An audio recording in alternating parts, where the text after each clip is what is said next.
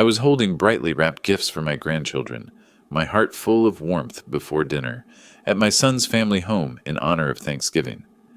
Suddenly, my phone rang, a text message from my partner. "Don't go to dinner tonight. You need to know something about your son." His words struck me like lightning, shattering the illusion of family comfort. "You won't believe the truth," he revealed to me. Before we continue, please subscribe to the channel and let us know where you are listening in the comments. My phone buzzed against the mahogany desk, the vibration loud in the November silence. I'd been alone in my office for the past 3 hours, reviewing blueprints for the Henderson project, and the interruption made me flinch. The screen lit up with a name I hadn't seen in 2 months. Kevin. I stared at it. My thumb hovered over the green button, then pulled back. 4 rings. 5. What could he possibly want now? On the 6th ring, I answered, "Dad? It's me." His voice carried that forced cheerfulness I'd heard him use with difficult clients. "Listen, I know we haven't talked, but Thanksgiving is coming up. Jennifer and I would really like you to come to dinner." The words landed like stones in still water. I opened my mouth, closed it again. Outside my window, Seattle's skyline was turning gray with approaching rain. "I wasn't expecting this call," I finally managed. "I know, but the kids keep asking about Grandpa, and, well, family should be together for the holidays." Family should be together. The memory hit me like a physical blow. I was standing in this same office, late September afternoon. Kevin had stormed in without knocking, his face already flushed with anger. He'd positioned himself on the opposite side of my desk, hands planted flat on the surface, leaning forward like a prosecutor confronting a hostile witness. "You're holding this company back." The words had come out sharp, clipped. "Your old-fashioned ideas are costing us millions." I'd remained seated, keeping my voice level despite the heat rising in my chest. "I built this firm from nothing. You've been here 8 years, and you think you know better? You're stuck in the past." He'd started pacing then, gesturing wildly toward the framed architectural drawings on the walls, projects I'd poured my soul into. "Either hand over control now, or I'll find another way." I'd stood up then, slowly, meeting his eyes across the desk. "This company isn't something you inherit like furniture. It's earned." His face had gone from red to nearly purple. He'd slammed his fist down so hard that my coffee cup jumped, leaving a brown ring on the blueprint I'd been reviewing. For a moment, we'd just stared at each other, father and son, architect and junior partner, 2 men who'd forgotten how to speak the same language.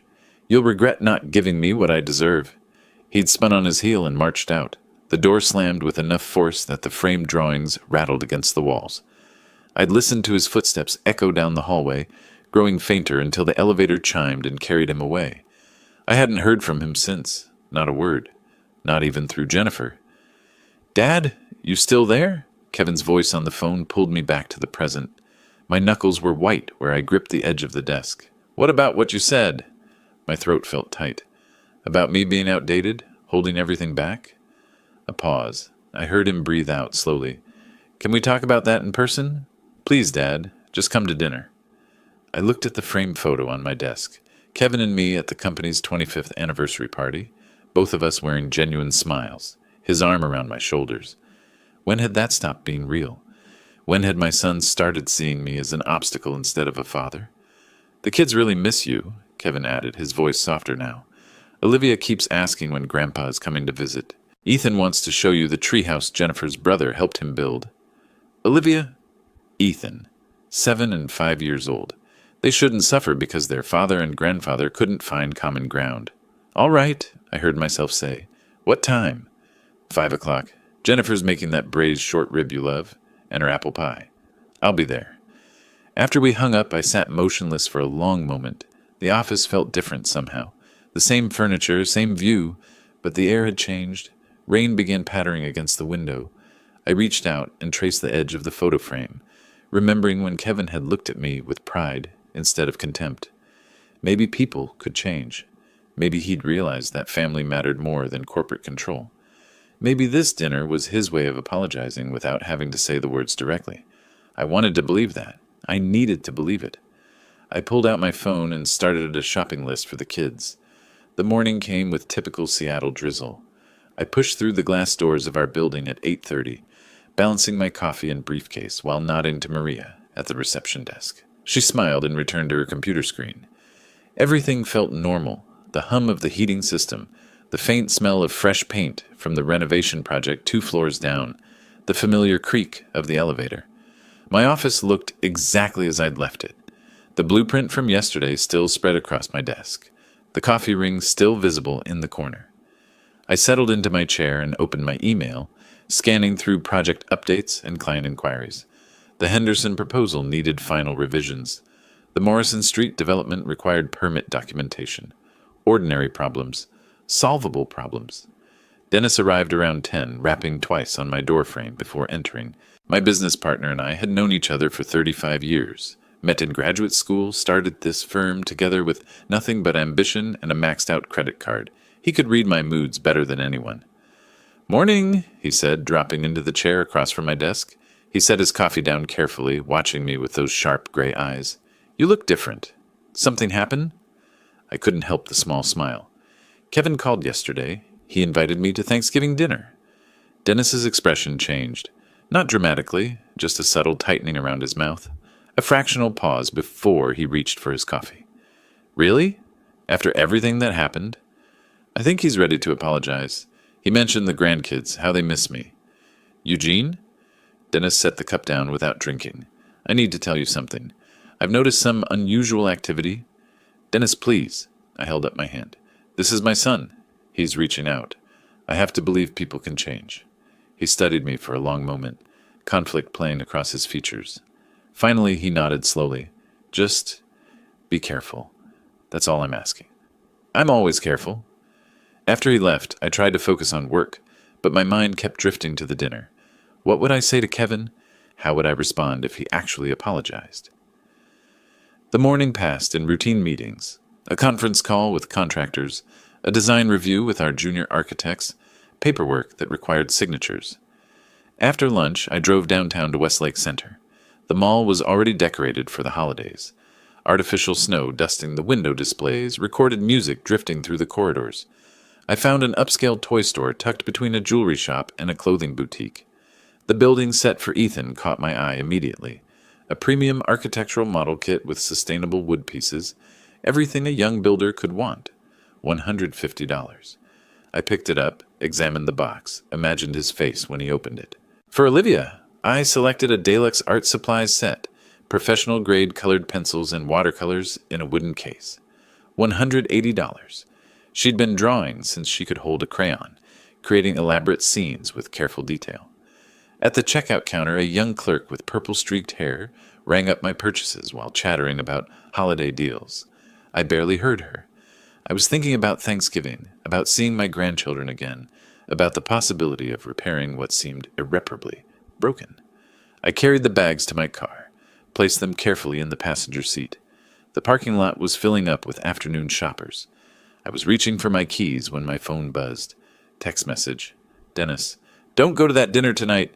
You need to know something about your son." My stomach dropped. I stared at the words, reading them twice, 3 times. My fingers moved automatically, calling Dennis. He answered on the first ring. "Dennis, what's going on? What do you mean, don't go to dinner?" "I can't explain this over the phone." His voice sounded strained, urgent in a way I'd never heard before. "Where are you right now?" "I just bought gifts for Olivia and Ethan. I'm at the Westlake Center parking lot. Meet me at Morrison's Coffee in 20 minutes. This can't wait." "You're scaring me. Just tell me what—" 20 minutes, Eugene. Please." The line went dead. I sat there with the phone still pressed to my ear, staring at the wrapped packages beside me.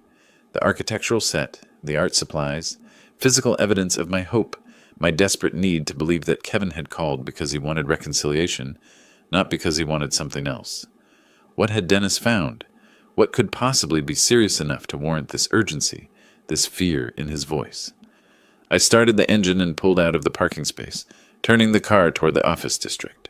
Traffic was moderate, the afternoon sun breaking through clouds in scattered patches. My mind raced through possibilities.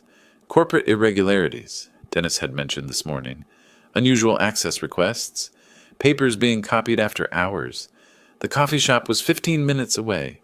15 minutes to prepare myself for whatever revelation was about to shatter my fragile hope. I pressed harder on the accelerator, Whatever Dennis had found, it was serious enough to make him break our 35-year pattern of never interfering in each other's family matters. Morrison's Coffee sat 3 blocks from our office, a small establishment Dennis and I had favored for years. His silver Mercedes was already parked near the entrance when I pulled in. The wrapped gifts for Olivia and Ethan stared at me from the passenger seat. Bright paper, cheerful bows, evidence of how thoroughly I'd been fooled. I gripped the steering wheel, forcing myself to breathe normally. Then I got out and walked inside. Dennis occupied a corner table, far from the handful of other customers.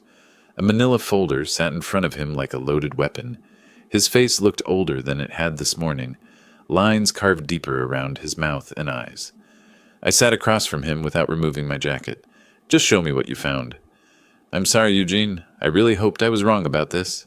He slid the folder toward me. I opened it. The first item was a photograph.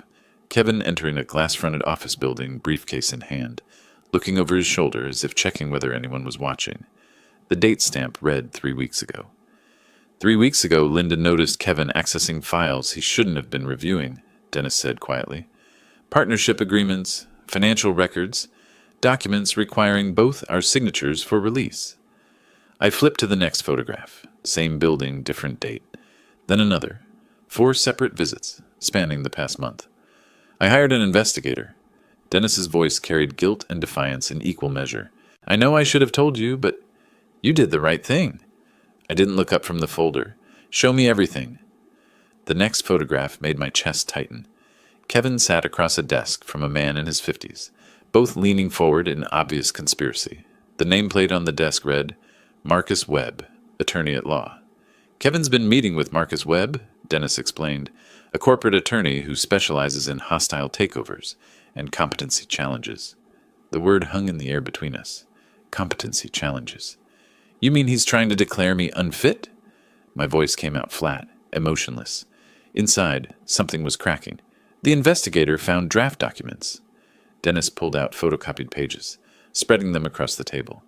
"They're building a case that you're too old, that your decisions are hurting the company financially." I picked up one of the pages, an internal memo, dated 2 weeks ago, marked with my signature. I'd never seen it before. The content described a supposedly disastrous meeting with a client. The Henderson project we'd actually won, painted as evidence of my declining professional judgment. "These signatures," I touched the forged ink. "He forged my handwriting on internal memos?" A flash of memory.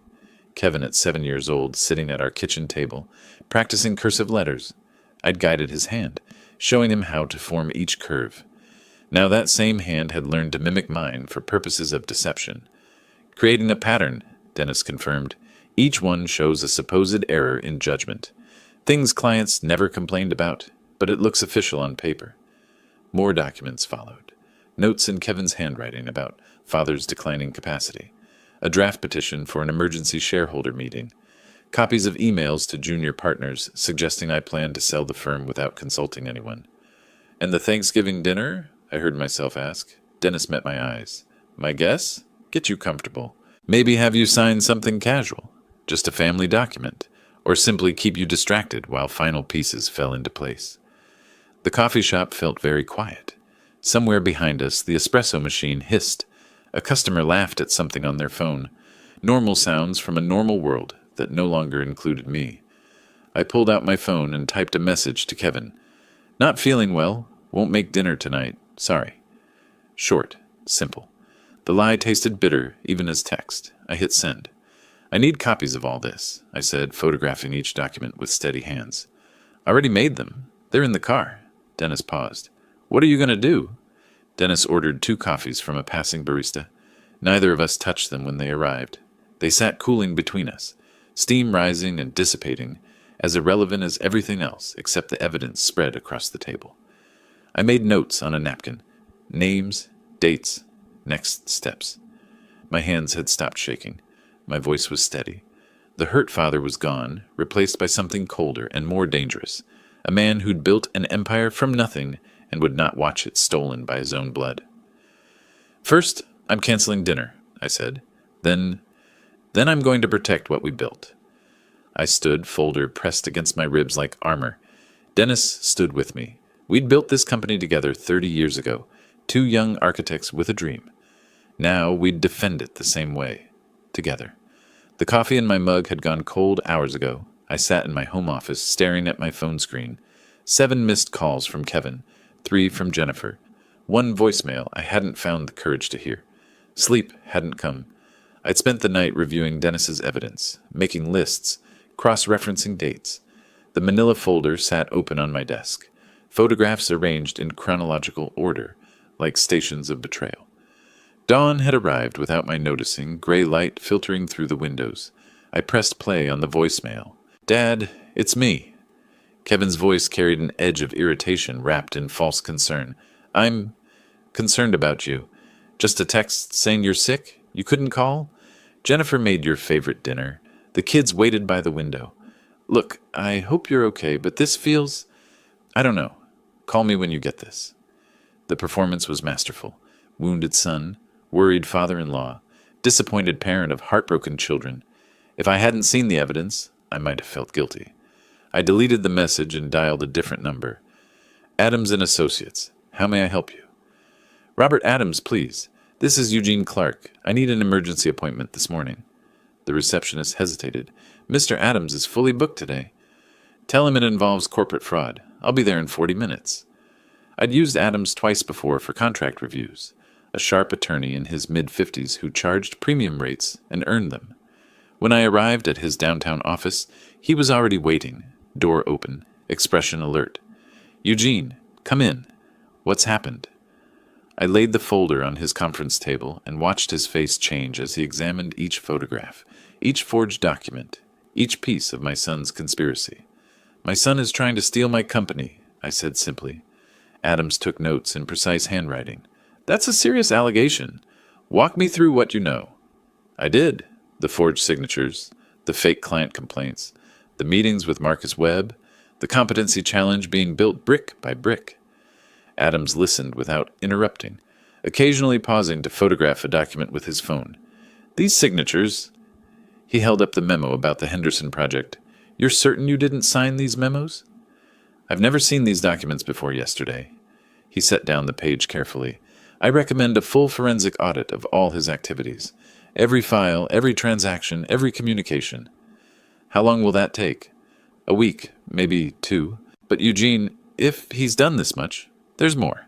Men who forge signatures don't stop at one crime." The word settled in my chest. "Do whatever's necessary. I want everything." Adams made 3 phone calls while I sat in his office. By early afternoon, preliminary findings began arriving via email. He read them aloud, his voice growing tighter with each revelation. Kevin had created fake email accounts posing as dissatisfied clients, sent complaints to our company address to build his paper trail, approached 2 junior partners, telling them I planned to sell the firm without informing staff, accessed my computer using administrative override. IT confirmed the timestamps. "For the record," Adams said, looking up from his laptop, "what has your relationship with Kevin been like professionally?" I thought about Cornell, the proud phone call when Kevin was accepted. 4 years of tuition, room, board, every semester paid in full. $250,000 total. "I gave him everything," I said. "Paid for Cornell, $250,000. Hired him straight out of school when he had no experience. Bought his house as a wedding gift, another $400,000. Adams's pen paused on his notepad. "And he had no ownership stake in the company?" "No. I built this firm before he was born. He got a generous salary, benefits, title. Vice president at 32 years old." I heard the bitterness creeping into my voice and didn't try to stop it. That wasn't enough. Another memory surfaced. Kevin's graduation from Cornell. I'd sat in the crowd of parents, watching him cross the stage, feeling pride swell in my chest so fiercely I thought I might burst. I'd framed his diploma myself, hung it in his first office at the firm. That diploma had cost me $250,000. This betrayal was priceless. Adams outlined the strategy. Document everything. Prepare for formal investigation. Protect my interests. Consider removing Kevin from company positions immediately. Each recommendation made sense. Each one felt like admitting my son was truly capable of this. "I'll need a retainer," Adams said. "Given the scope of work, $15,000 to start." I wrote the check without hesitation. I'd written another check this size once before, Kevin's first semester at Cornell. He'd called me crying with gratitude, promising to make me proud. That memory felt like it belonged to someone else's life entirely. Adams assigned a paralegal to begin document review immediately. By the time I left his office, the machine was in motion. Corporate attorneys, forensic auditors, IT specialists, combing through digital records. The cost would be substantial.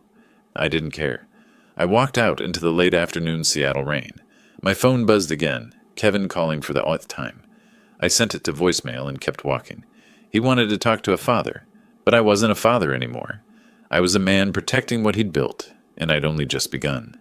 2 days later, I sat in our conference room with Dennis and Robert Adams. Rain streaked the floor-to-ceiling windows overlooking Elliott Bay, turning the city into a watercolor of grays and silvers. A whiteboard stood at one end of the room, blank and waiting. This was where we'd architect my counterattack. I'd spent 48 hours reviewing Adams's preliminary findings. Food barely interested me. Sleep came in fitful patches.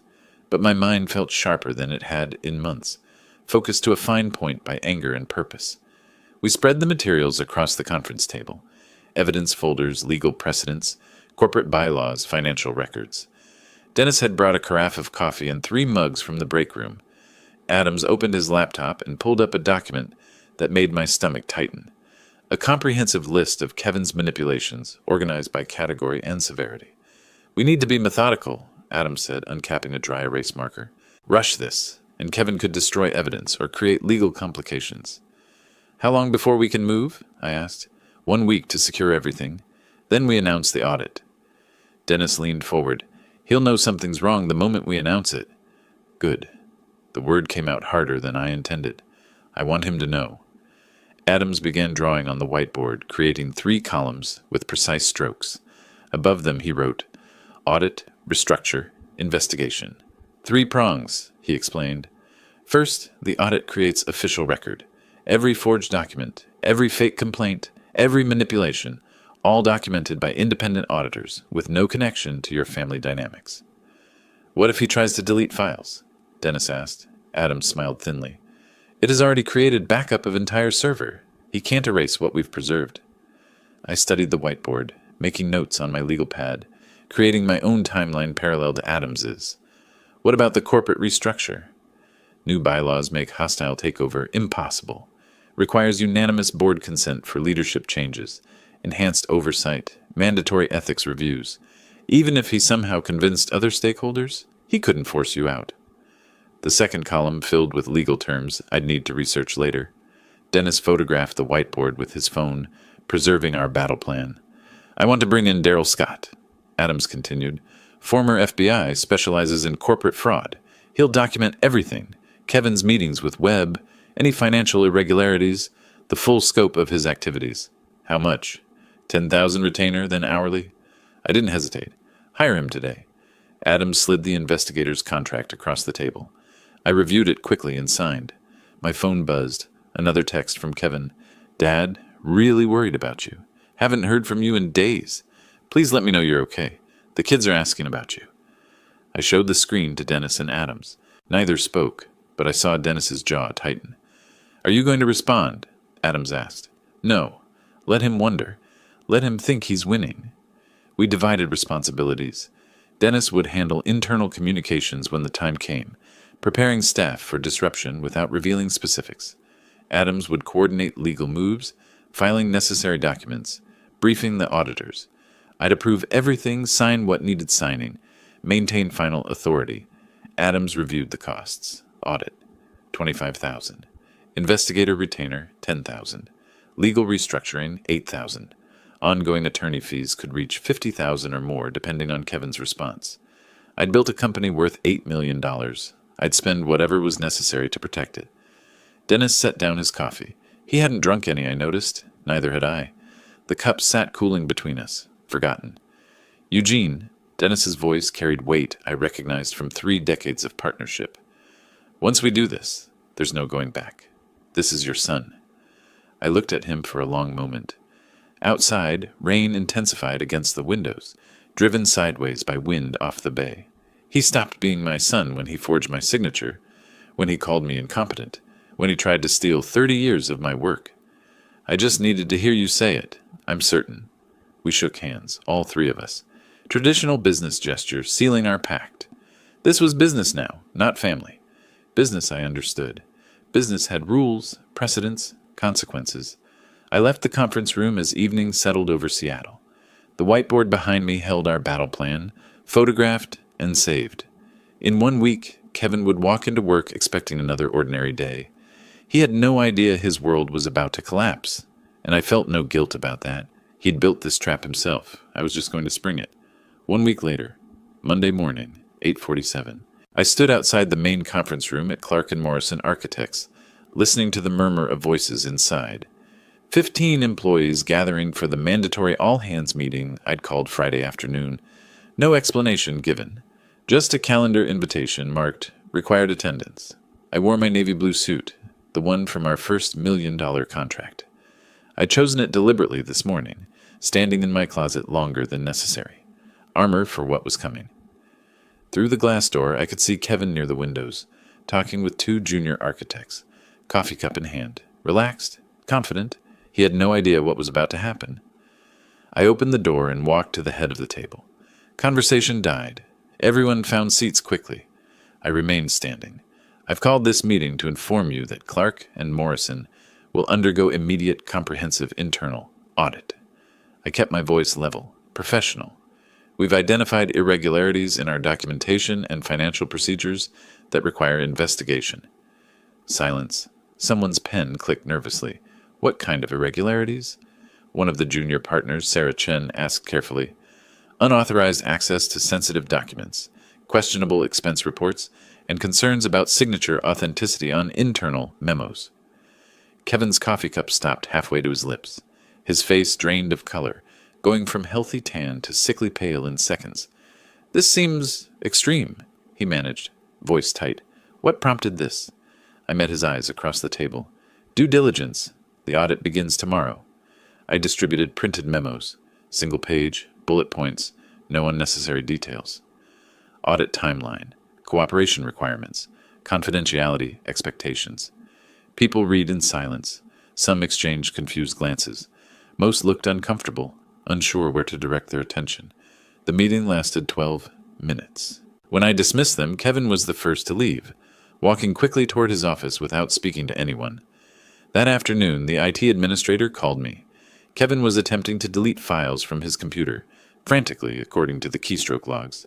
Emails, documents, browser history, everything connected to Marcus Webb and the forged memos. He didn't know we'd backed up the entire server. Every file he was trying to erase existed in triplicate, preserved as evidence. His panic was creating new documentation of guilt, timestamps showing consciousness of wrongdoing. At 4 o'clock, I called Kevin to my office. Dennis and Adams were already there, seated in the chairs facing my desk, witnesses to what was coming. Kevin entered without knocking, his earlier confidence replaced by visible tension. He sat down without being invited, a breach of office protocol that showed how rattled he was. I slid a folder across the desk. These are documents bearing my signature. Documents I never saw, never signed, never approved. He opened the folder. His hands trembled slightly. There must be some mistake. Maybe you forgot. I don't forget my own signature, Kevin. Adams leaned forward. We also have these emails from supposed clients. The IP addresses trace back to your home computer. Kevin's head snapped up. You're investigating me? Your own son? You forged Eugene's signature on company documents, Dennis said quietly. What did you expect? Kevin stood abruptly, knocking his chair backward. It hit the wall with a sharp crack. This is insane. You're conducting a witch hunt because you can't handle that. I have better ideas for the company. Better ideas don't require forgery, I said. I'll sue. His voice rose, becoming shrill. This is harassment, age discrimination, hostile work environment. Adams's pen moved across his notepad, recording everything. Threatening legal action while under investigation for fraud isn't wise. Fraud? Kevin's face flushed red now, the opposite of his earlier pallor. You're calling me a criminal? The evidence speaks for itself. My voice stayed quiet, controlled. His escalation made my calm more powerful. He stared at me for a long moment, breathing hard. Then he turned and walked out, leaving his chair where it had fallen. That evening, my phone rang. Jennifer's name on the screen. I answered. How dare you? She was screaming, words tumbling over each other. Kevin called me crying. You're destroying our family. I said nothing. Let her empty herself. He's your son. You're supposed to support him, not attack him like some corporate enemy. You're tearing apart everything we built. The kids are going to hear about this. I'll tell Olivia and Ethan what kind of grandfather they have. Cold, vindictive. Goodbye, Jennifer. I ended the call, set the phone down on my kitchen counter. Outside, Seattle's lights were coming on as darkness settled over the city. I stood at my office window the next morning, watching the parking garage 15 floors below. Kevin's BMW sat alone in the corner where he'd left it the night before. He'd stayed late, probably trying to salvage something from the wreckage. Let him try. Every move he made now just drove him deeper. The audit would take 2 weeks. By the end, everyone would know exactly what he'd done, and I'd be ready for the next phase. 2 weeks later, I arrived at my office at 7:15 in the morning. Seattle fog pressed against the windows, obscuring Elliott Bay completely. The final audit report waited on my desk, 47 pages bound in dark blue covers, stamped with confidential internal audit findings across the front. I'd barely opened it when Dennis arrived, carrying 2 coffees.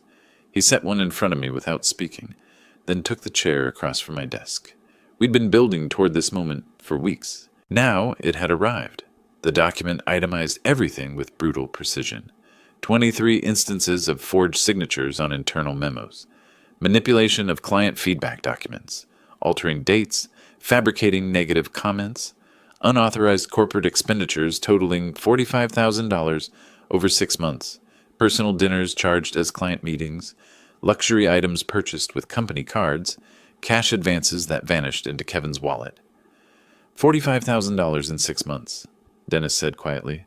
I knew it was bad, but... Every dinner at Metropolitan Grill charged as client development. The clients were never there.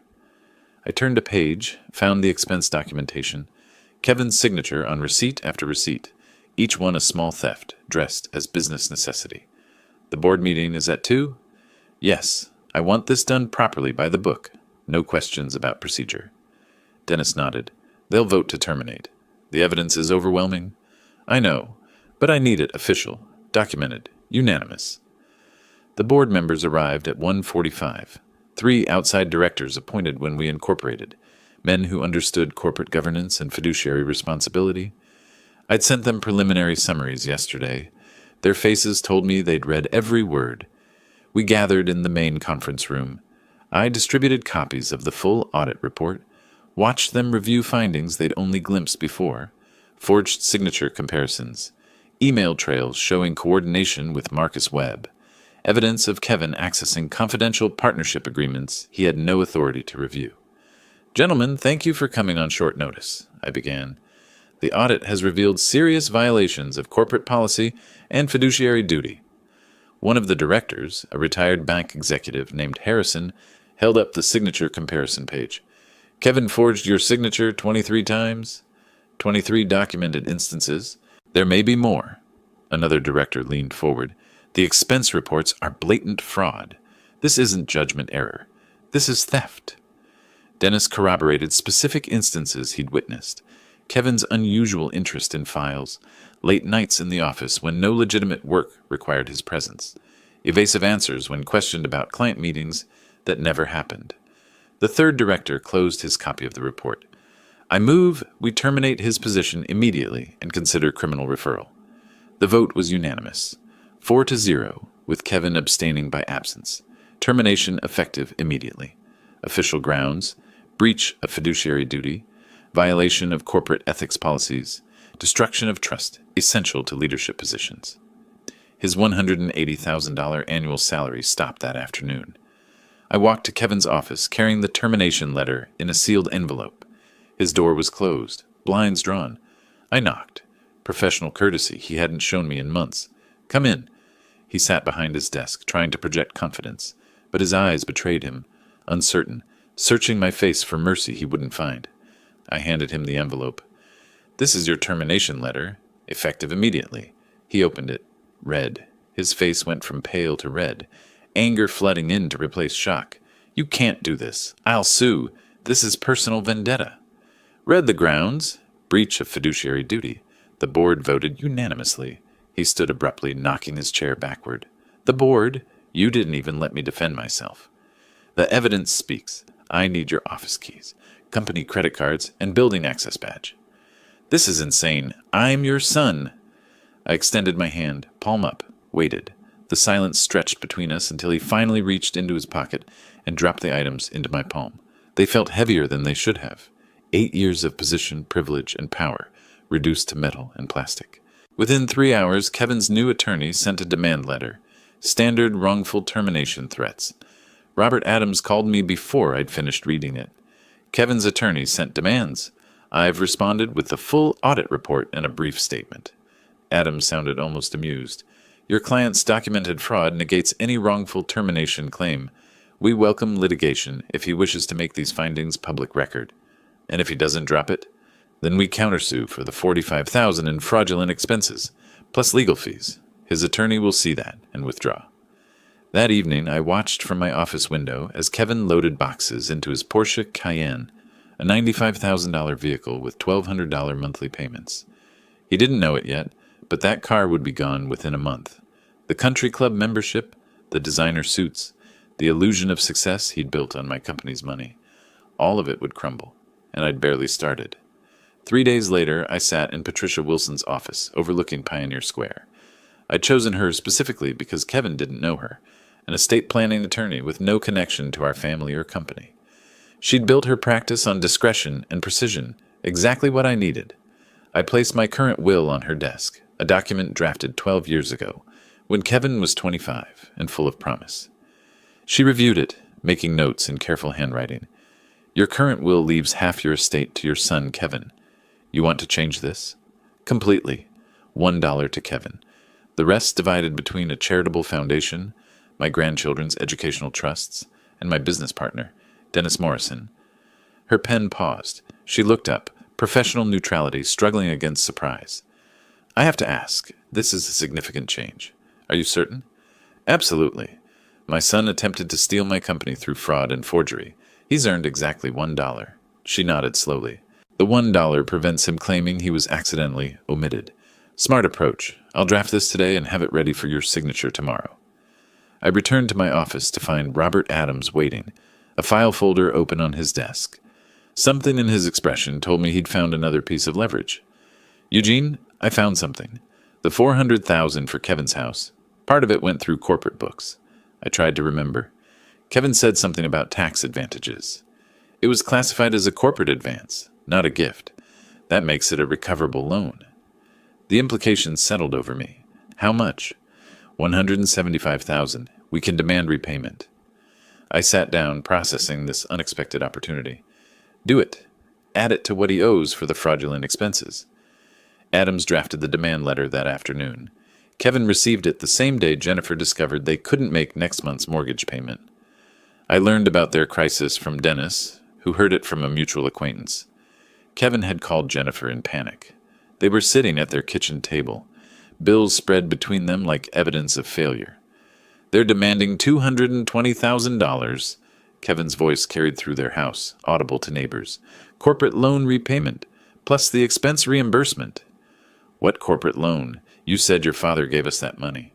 It was a gift. He's twisting it, using paperwork against me. Their savings totaled $23,000. Outstanding debts. $220,000 corporate demand. $827,000 remaining on the mortgage. $35,000 in credit cards. $28,000 in car loans. Monthly expenses exceeded $8,500 minimum.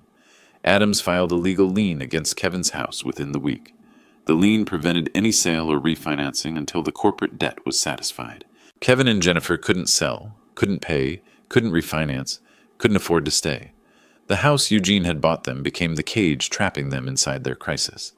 Jennifer's breaking point came on a Thursday evening. I heard about it later, how she'd confronted Kevin with bills she'd been hiding, trying to protect the illusion of stability for Olivia and Ethan. We're $3,000 short on the mortgage.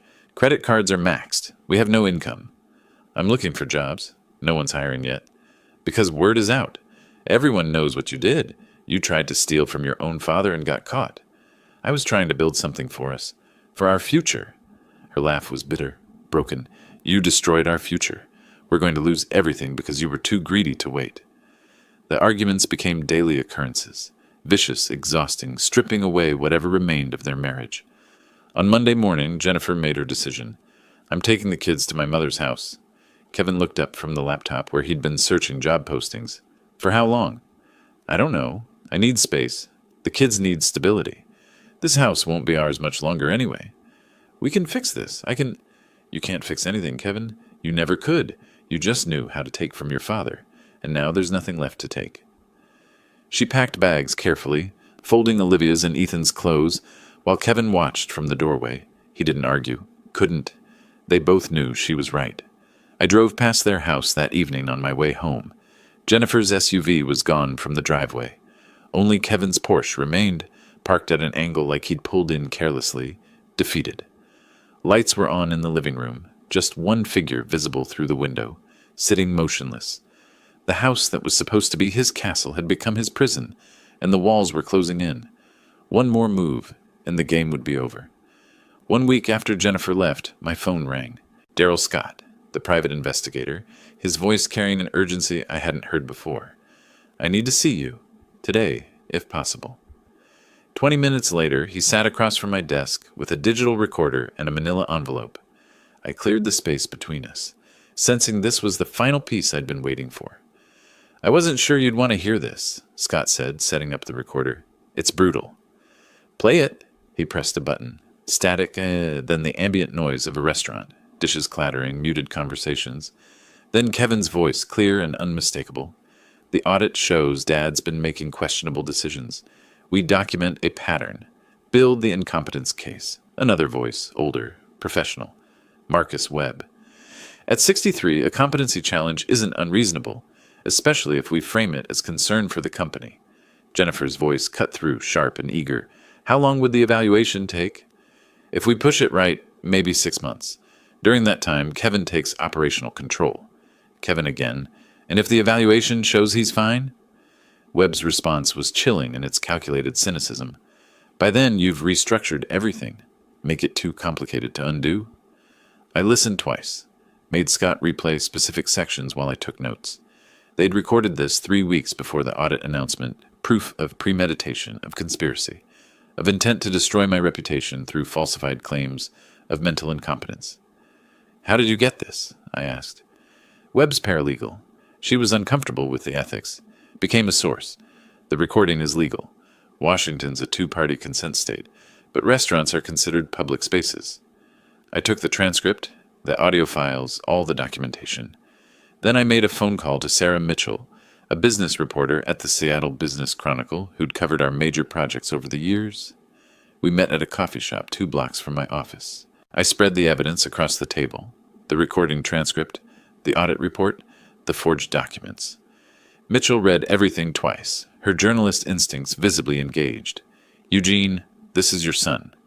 This is a corporate fraud case involving forged documents and attempted theft of a company through falsified incompetency claims. She looked at me for a long moment. You understand, if I publish this, his career in Seattle is finished.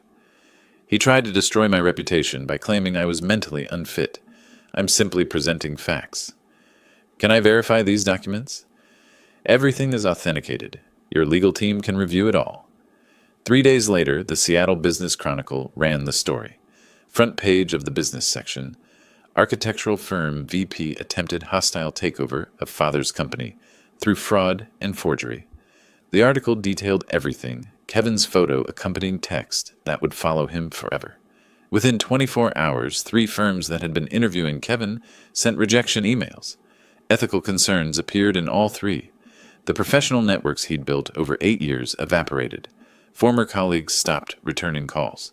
The bank holding Kevin's mortgage read the article, reviewed the lien, and accelerated their foreclosure timeline. Full payment required within 60 days or seizure and sale of the property. Jennifer read the article at her mother's house. She called Kevin.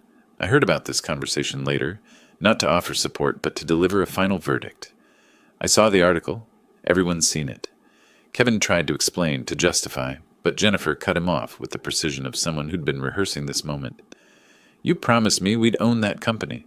You said your father would hand it over willingly. Things changed. He was stubborn. No, you were stupid and greedy. You had a position making $180,000 a year and it wasn't enough. The divorce papers are being filed tomorrow. I'm taking the kids, and you're taking your shame. Kevin sat alone in the empty house, reading the article repeatedly on his laptop. Every door had closed. Every path forward was blocked. The expensive furniture they'd bought on credit surrounded him like monuments to failure. Architectural magazines on the coffee table featuring buildings he'd never work on. The life he'd constructed on lies collapsing room by room. The article stayed online, permanent and searchable.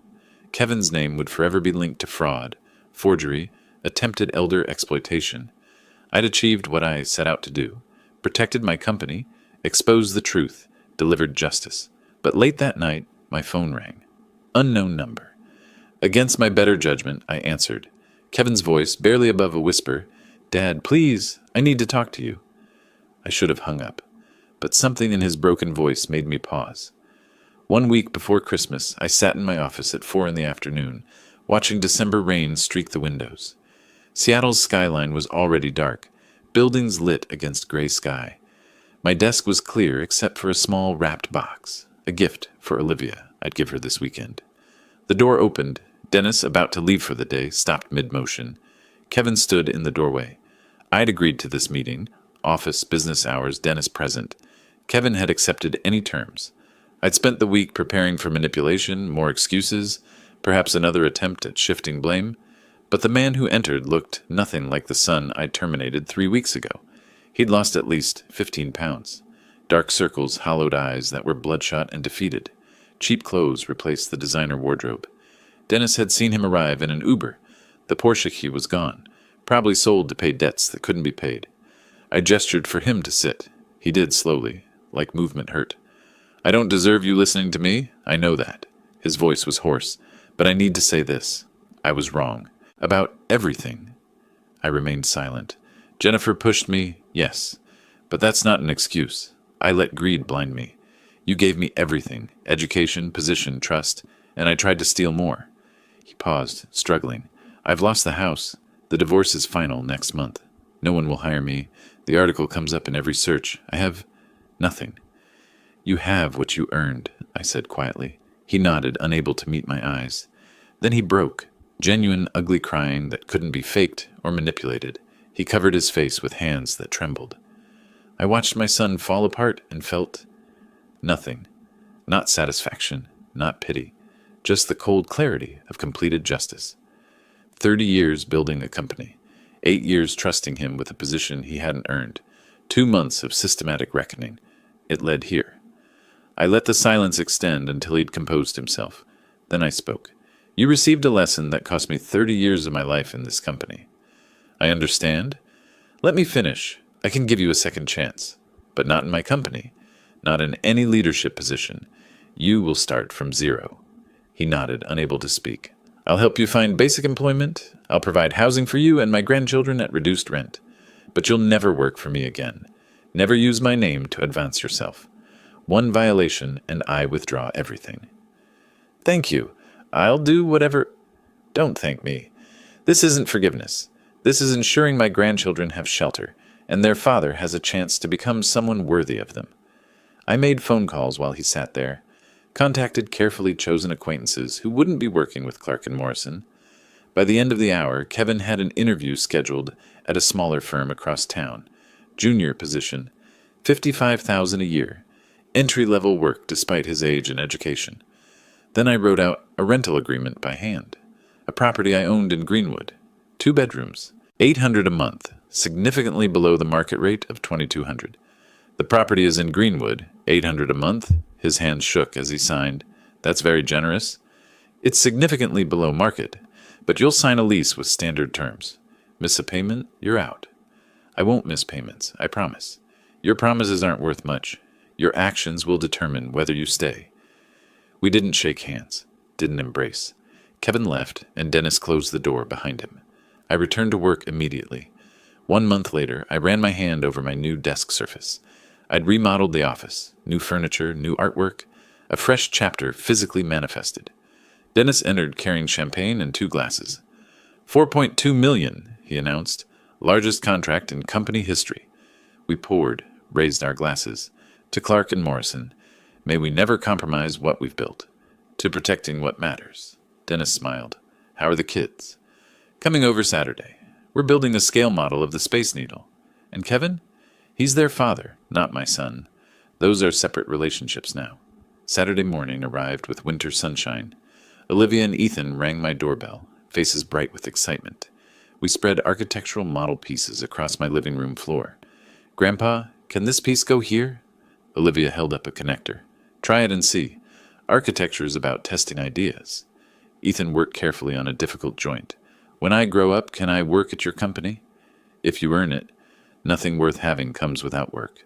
Dad says he's sorry he can't come to these visits, Olivia said quietly. Your dad and I have our own arrangement, but you two are always welcome here. Later, in my study, I looked at a photograph of Olivia and Ethan. Not Kevin. I'd learned to separate love for my grandchildren from respect for myself. Kevin was my son, but that hadn't given him the right to steal from me. Protecting what I'd built wasn't cruelty. It was justice. I'd spent 2 months teaching my son the cost of betrayal, but in the process, I'd learned something more valuable. That protecting what you've built isn't revenge. It's respect for yourself and for everyone who helped you build it. If you like this story, please like this video, subscribe to the channel, and share your impressions of this story in the comments. To listen to the next story, click on the box on the left. Thank you for watching.